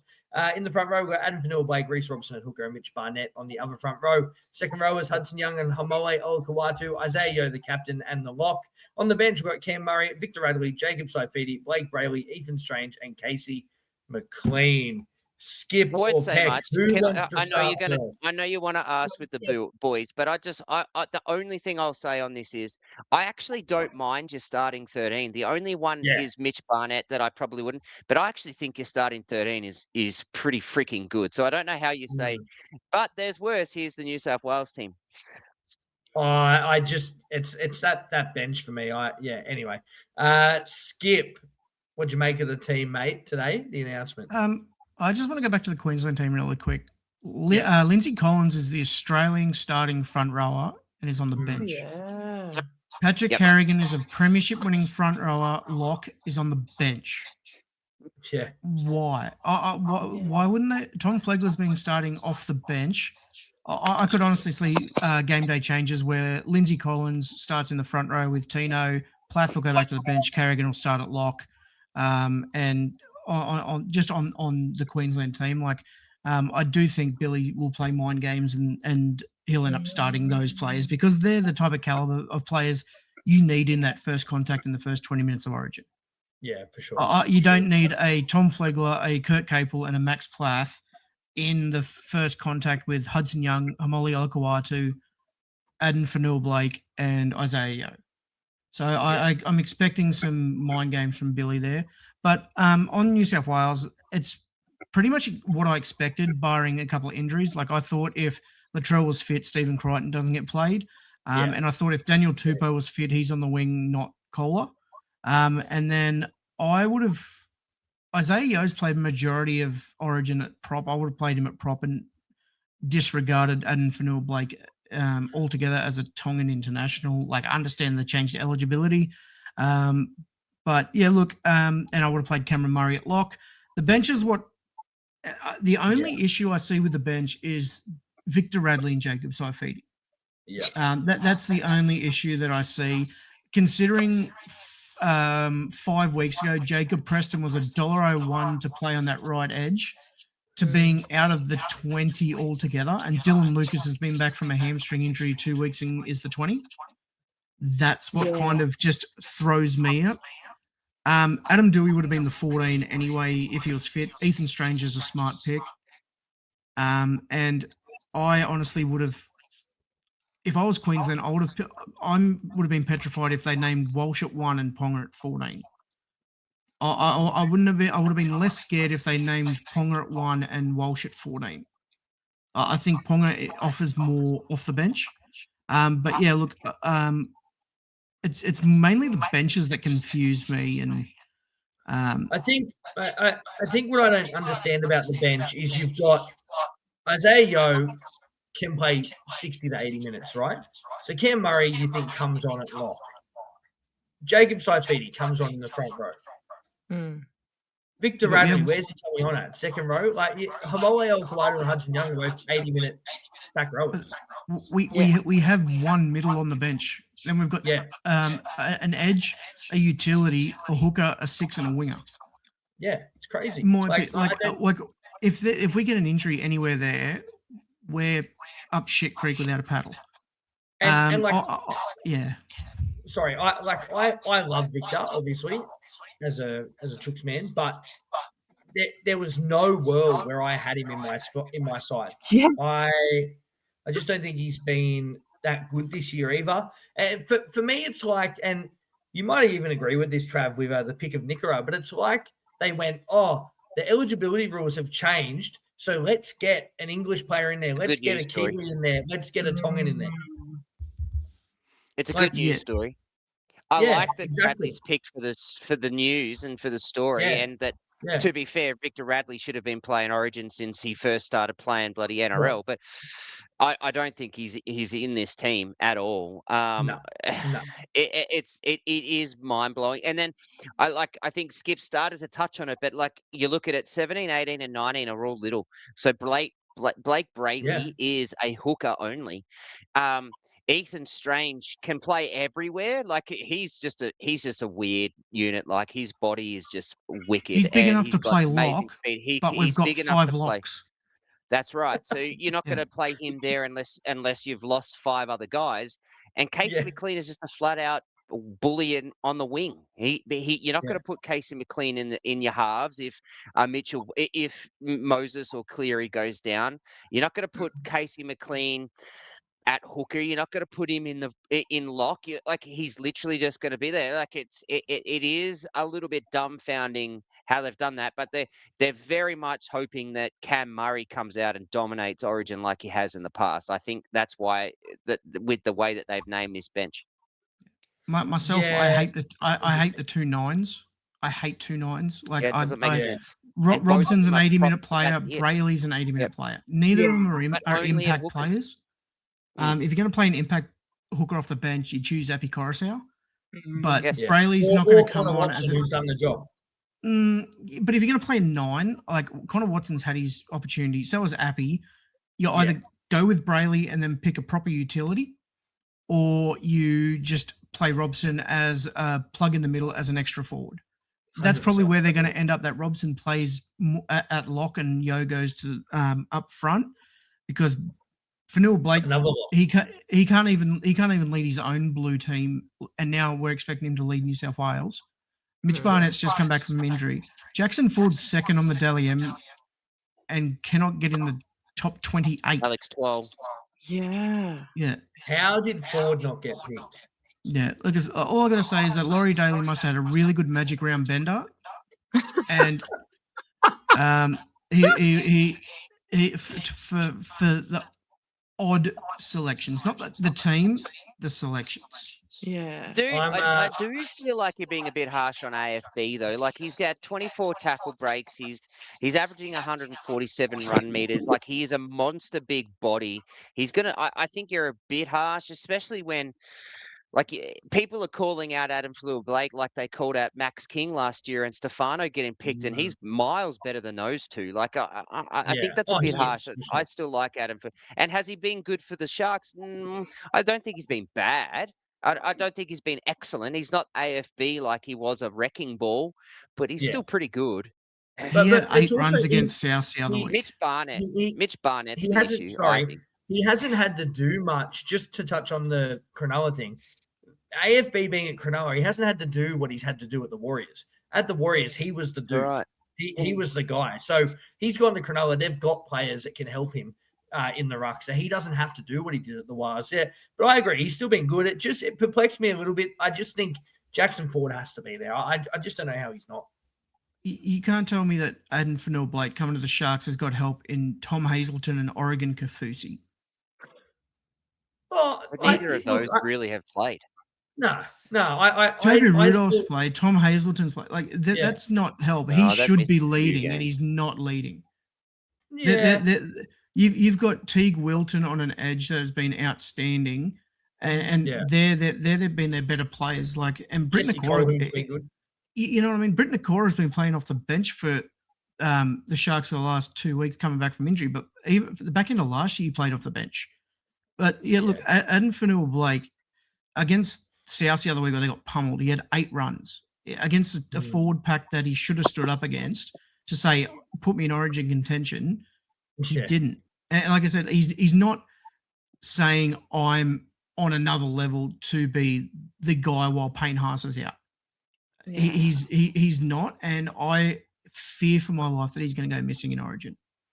Yeah, for sure. Peck, we'll get your thoughts. What do you think? Like, agreeing with what both of these guys are saying. At first, when the team list came out this morning, like, absolutely awed by like the star power, right?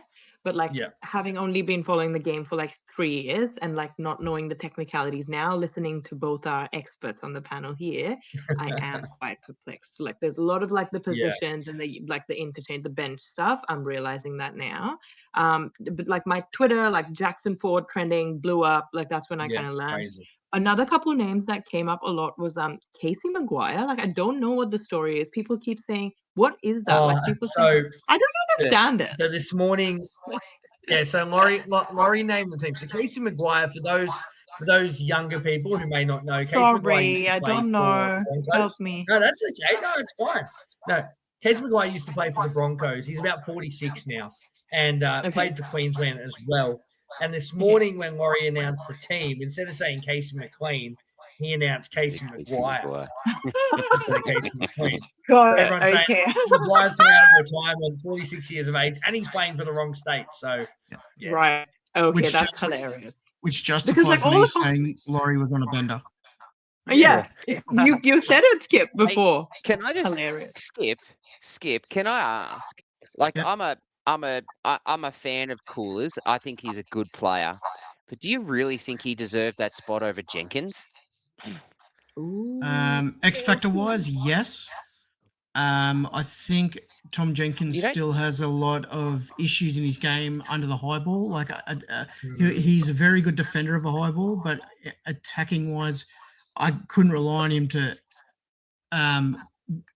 jump up and catch the ball. Whereas Kohler could get the ball and score on X Factor alone. I wouldn't have had any other Penrith players other than Brian Toto, Nathan Cleary, and Isaiah on the squad. Even if Liam Martin's fit, he's busted, but I still would have sat on him. I You're not picked, picking him over those guys. well, but I picked I'm Teddy dumbfounded over that Edwards. Cooler got picked. Yeah, look, he's been in good form, Kohler. Like, as I said, I think they've been picked out of position. Like he's been playing in the centres now. He's going to the wing. McLean was going to be played on the wing. I was still under the impression that if he was fit, Daniel Tupou was the best left wing option for us. Well, I think Mark Nwangani-Tawaze would have had the first crack if he was fit. Jeez, I wish he did. I think wish he's he still was. got. I still think he's got the same tendencies in the air as Jenkins. Yeah, but that's Yeah, a whole he does, different. but Mark's different. but- Yeah, he's a freak. I think they would have went with Mark, and then I think I had Tupou as a close second as well. Everyone was saying Campbell Graham as an option on the wing. That was the hot. He was, and then Josh Adokar. A lot of people forget about the Fox. He's been there, done it before. So interesting one, isn't it? Played for Australia last year, and he's having a good year this year. I think he deserves a spot for sure. Yeah, absolutely. Well, there we go. That's Origin Chat. I think we've covered it all pretty much. Get a cup of Wick into ya. Artisan coffee amplifier. I rocked up to work the other day, feeling like a forward pack had run over me. Standard Monday for you. Then I grabbed a weak coffee, mate. It lit me up faster than a halfback spotting a lazy marker. You went from drop ball energy to golden point hero in one sip. Strong, smooth, and keeps you in the game. Wick Coffee, fuel for footy brains and battlers alike. All right, let's jump into just a tip. We like it tight, we like it slick, slide it in quick, just a confident pick, no long foreplay, no deep dive trip, we teased around, then give you the tip. Margin small, ladder might flip, hold it steady, don't double dip. Quick predictions, fast and slick, NRL style, just a tip. Yeah!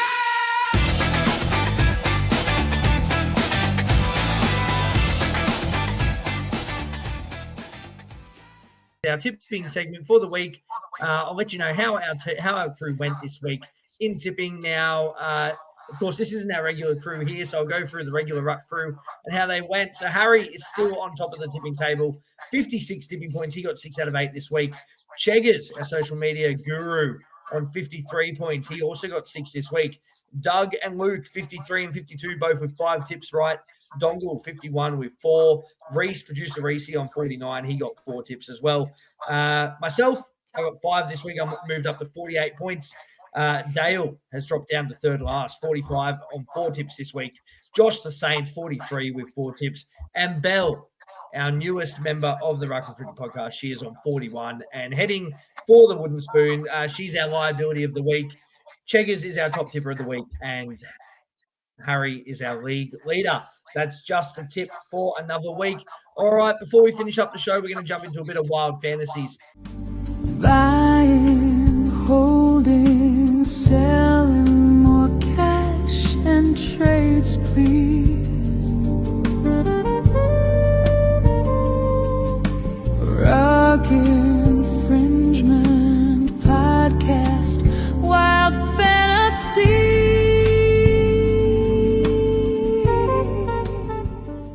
Supercoach NRL Fantasy for those that play at home. Now, I know Trav and Skip are big players of Supercoach. Boys, let's go through our scores this week. Skip, how'd you go? 13.39 I scored. I was pretty happy with that. I originally had Shit. Did you really? 13.39 I scored. Yeah. Did you? Yeah. Wow, That's- twins. Originally, my trades, I got rid of Simi Sasangi and Jerome Luai for Greg Marju and Aaron Clark. Yep. I ended up reversing my trades when I saw some footage of Greg Marju telling people don't pick me, and I ended up picking up Tolu Kola, which in the end it saved me 100 and something K. He outscored Marju. Obviously, I'm not going to get Marju's price, but he scored 75. Marju scored 52. Aaron Clark scored high 70s as well, and with Jerome Luai, he would have scored, I think, 38. So I think I'd done well, considering I had planned Cola not getting picked for Origin, but I've still got coverage this week going forward. Beautiful. Trav, what was your score this week, mate? 13.39. That's Wow. wild. That's crazy. Stop copying me. Stop copying me. Yeah, you jumped on my podcast last week and copied me. That's why I know you did that, Skip. It's a proven thing. So yes. Oh, what did I end up doing? Sorry, mate. Do you want to jump in somewhere else and I'll easy. I'll tell you exactly what I did. Yeah, no problem. I got 1,240 this week, so not a great week for me. I did so well. It was 15.55 last week. Nico Hines, 116. He was great for me this week. I had Marju and Kola. I had both of them. So, yeah, take your pick of who you didn't want in that. Herbie Farnworth, 140. He was really good for me. Yeah, there wasn't much. I captained Cleary, but he only got 77. I thought he would go bigger against the Dragons. Probably wish I'd changed my captain to Nico Everyone there, did. but It was 85% of the top 10% said he was going to be captain him. Yeah. He everyone expected him to go big. Support your team, mate. Captain Teddy. Ooh. Yeah, that was terrible. Yes, I did have Teddy, 21. He actually became my lowest player and dropped out, which was crazy. Trap, did you find what you did, mate? I have, yeah. So, what's your rank now, Josh? I got red arrows this week. Not good at all. Let's have a quick look. Let me get the rank up here, mate. I've gone to 67,000. Oh. Lucky Supercoach is only a small part of your podcast. Sorry, mate. I throw a little bit of banner. I throw a little bit because I know where Skip is, and I can see that he's got green arrows as well. So he's doing pretty well and growing. I got 1339. I've moved up to 37K now. I've grown 30K in the last 3 weeks, so I am getting up there. My team's built pretty well. I've got a lot of players playing this week, which is good. I traded Ho for Toby Couchman, and I love that 94 that he got. And I traded Fayamani for Isako, and look, he scored more than Fayamani did, and Isako got 56. But yeah, it fucking sucks. I VC'd Teddy in the thought that he would just go nuts, and he didn't. He got a 21, so that was an easy one where I just left it on Cleary. But again, like I went Cleary because everyone else did, and I think if I just stuck with my own gut, I just got to start doing my own gut. I should have just left the captain. I should have VC'd Herbie like I said to everyone to do that keeps messaging me and my super coach to talk about, and put the captain on Hines. And either way, I would have been way better off. But it's all good. Yeah, I always love the little VC loop on a first game of the week. It's always very good. Boys, what are we thinking this week? Captaincy options. It's got to be a small player. Right? Herbie into Sewer. Yeah, I think the same thing. Sorry, you go. Yeah. I have no boost left, but I do have plans for 3 trades where I can get rid of Sam Walker. My plans were I was going to get rid of Sam Walker, James Tedesco, and Trey Mooney, and I was going to get Ryan Couchman, Scott Drinkwater, and there was one other there that I had in mind. Big. But yeah, Drinkwater, and a Couchman is definitely on my radar. Oh, and Jackson Ford. Nice. Yes. So Gotta be a buy. Teddy Walker and Trey Mooney out for Drinkwater, Jackson Ford, and Couchman. Yeah, beautiful. Boys, I'm going a bit of a different left field play, a bit of a pod captain this week. Masati for the Storm against that Dogs edge. I think Masati could actually get a couple of tries on that right on left edge. I forget what edge he's on. I'm going Masati captain into Sewer. Sewer's my vice. So we'll see how that goes. Same game. Something different there. Trades this week. I'm thinking of bringing in Liam Sutton. I thought he was really good last week. He's 201K. No Dearden there. He's got pretty good job security, I think. I don't think anyone's really chasing him down. Also gives me a bit of cash to spend as well. So, I think I'll bring Sutton in. And I need to – I've dropped Luai for Sutton. So, that does open up that door there. I've also brought in Oliver Pascoe. I just think he's doing elite things at the Titans at the moment. 99 this week he got. It was with a try, but I think he is looking really good at the moment. Bring him in. I just need to cut. I've had Brendan Smith. I've held him, and I've been hurt by the cheese too many times. So I brought in Pascoe this week. They're my two trades for this week, and that is it for another round of Wild Fantasies. All right, is all we have time for the Ruck and Cricket podcast tonight. Sorry it was a long one, everyone. If you are listening, thank you. If you stayed to the end, we really appreciate it. I'd like to thank all my guests tonight. Of course, Trav, SC Skipper, Peck, and of course, Steve Mascord, who joined us earlier. Trav, you want to give Purple Rain a bit of a plug, mate? If you're a Melbourne Storm fan, we are a new podcast that started this year with some content creation. We've grown enormously, and we do a podcast on you can see on all your general places, YouTube, Spotify, Apple Music. We do a little bit of TikTok, but we haven't got that far yet. I'm not as good looking as Skip, so I don't want to put my face too much on short with the TikTok stuff. You can follow us on Purple Rain Facebook, Purple Rain 98 on Instagram. And I've also got a Super Coach podcast that we do with the SC Spectrum, which you can listen to our podcast on a Wednesday night. That we've had Skip come and do a few with us, and he's going to keep going with us at parts during the year, which is bloody exciting. And so you can follow us at SC Spectrum, and we're also, again, that's YouTube, that's Facebook, that's Instagram, Spotify, Apple Music. Yeah, beautiful. We'll get Adam to drop the links in the description on the YouTube and in Spotify as well. Of course, Skipper, do you want to plug what you're doing at the moment, mate? Doing good things. Oh, I'm trying my best. Look, I've only been doing this for 3 months now, so it's very exciting. And just a quick one. I haven't told you guys my backstory, so I only started doing this after I lost my dad. It's coming on 12 months on the 8th of next month that I lost my dad, and he was the reason that I watched football and everything. So when I lost him last year, I kind of lost my direction. But since I've started doing some content, I'm really finding my feet again and enjoying everything. And there's a few pages, Trav and the SC Spectrum, giving me an opportunity to be myself and be genuine. I'm on all social media platforms. I'm on Facebook. I'm trying to grow that. I'm on TikTok, Instagram, YouTube that I'm hopefully trying to grow. But yeah, look, I'm enjoying everything. I'd love for a couple extra followers. I appreciate everyone just giving me an opportunity. And I appreciate everyone. And the NRL community's been so welcoming for everything that I've gone through. And I just hope that I'm making my dad proud, because I feel like I'm making myself proud. We love that, mate. You're doing a great job. You're doing good things. Peck, of course, you're doing some good things with content creation as well. I'm just a baby. I don't know anything. You're doing well.